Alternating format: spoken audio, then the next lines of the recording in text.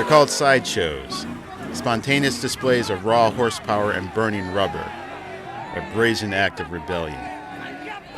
Born in the 1980s as car clubs, sideshows have since yielded to lawless behavior.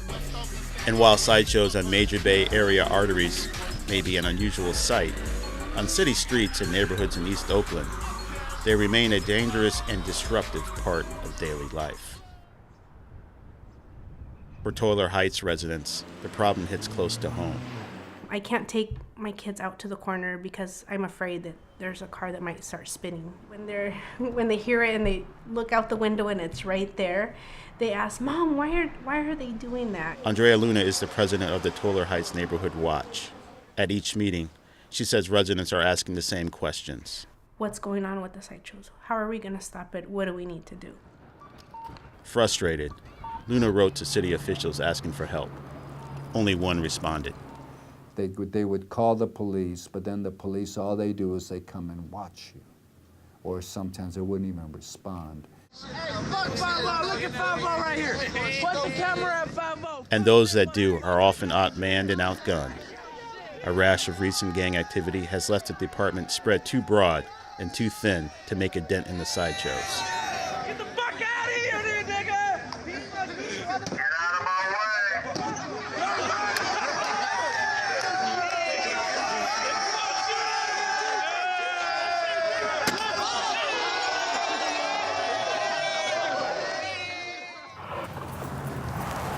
There are a lot of officer safety issues that we have to address, and a lot of issues with, can we just get enough officers out there for some of these 100, 200 vehicle sideshows? We can't simply walk into a sideshow and start arresting people knowing that there are guns out there in the hands of people who don't belong. What we doing out here, though? Sideshow City, bruh. Bust that motherfucker. What you working with right there? Got baby 9 right here. Baby 9, there it go. Bust that motherfucker. Show it how it works. Fuck that. Woo! Officer Wilkenfeld says even smaller outbreaks of sideshows are difficult to enforce, with outlaw drivers often leading officers on risky, high-speed pursuits. We're working on getting new tactics to try and address the issue, but at the same time, we're not going to compromise the public safety or our officers' safety just to get people who are spinning donuts in the middle of the street if we have a better way to do it. Yet Oakland residents say the police have a mountain of evidence at their fingertips. It's all online.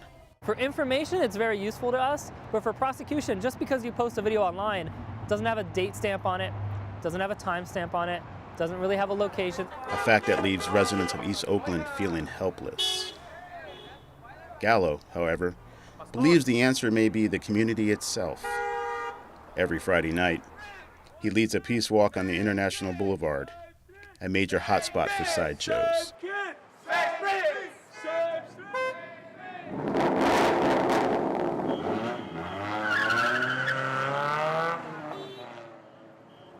The neighborhood may look relatively calm during the day, but come nightfall, the drinking starts, the drug use starts, and then and after a while we get out of control.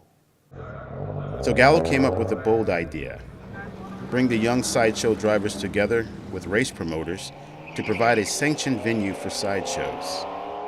Gallo proposed empty parking lots at the Coliseum and the Port of Oakland, but the plan didn't take. The city council felt that what we were trying to do is legalize it. And we weren't trying to legalize it. All I was trying to do is get it off my streets, get it off my intersections, get it off the freeways.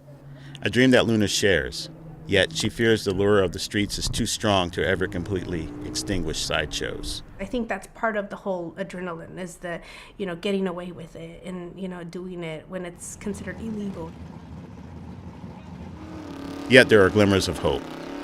On a recent event at Sonoma Raceway, members of Oakland's sideshow scene were among the ranks of drivers, ready to drift and drag safely and legally.